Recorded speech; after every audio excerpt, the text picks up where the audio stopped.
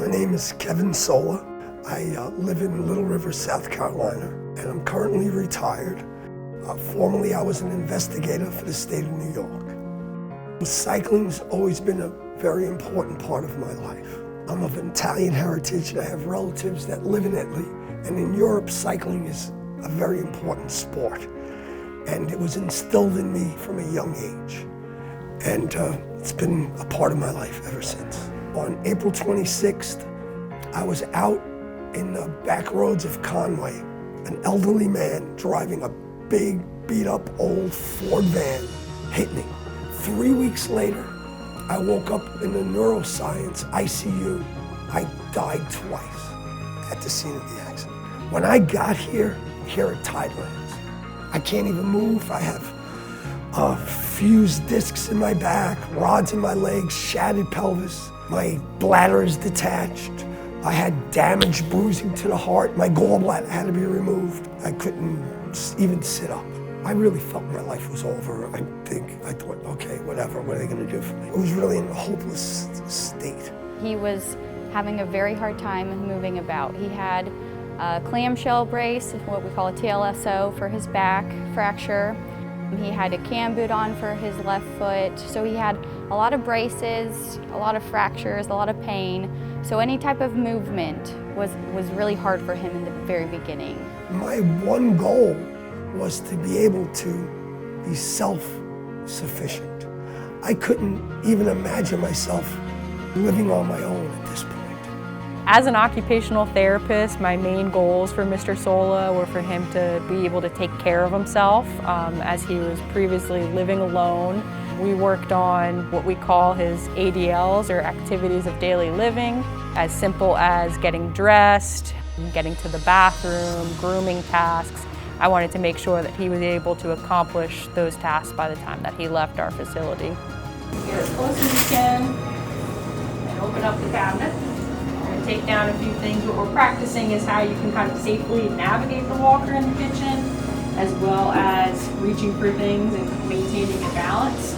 The team here, they not only supported me with the physical, but they supported you emotionally. The biggest problem that I had, it was frightening to me. The thought of standing, of putting a weight on my legs. Some of his anxiety was getting in the way of his therapy, and so he needed a lot of encouragement from his therapists throughout his stay, but we were able to manage that with building a trusting relationship with him, working with him consistently, and that made him participate much better in the program. They knew when to give you a dose of tough love, and like I said to my brother, thank God, because those tough love moments are what were my biggest improvements. We definitely needed to focus on his leg strength. His quads and glutes we really needed to target. To be able to just simply stand up to get to that next level. And then his core strength was super important as well. Breaking it down into some of the basics so then we could do those higher level tasks that we needed to get done.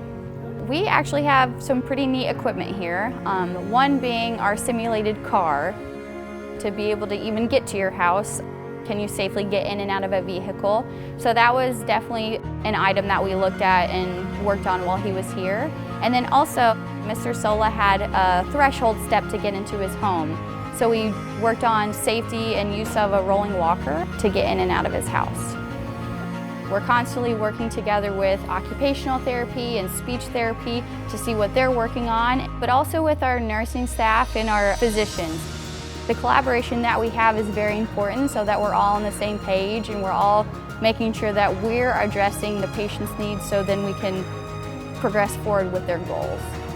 It was just the big picture. I mean, the holistic care. I mean, this place was the right place at the right time for me. It saved my life.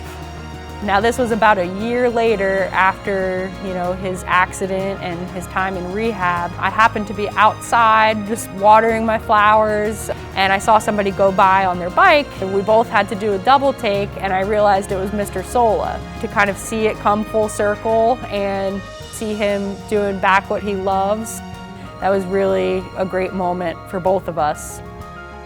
As I sit here today, not only am I amazed, but everyone that knows me is amazed. Other than a couple of procedures that I still need to go through, that the prognosis seems very good. Physically, though I may not be doing 200-mile bike rides, I am doing 50-mile bike rides. And by most people's standards, that's a pretty good day on a bike. And I'm going for the 200-mile days.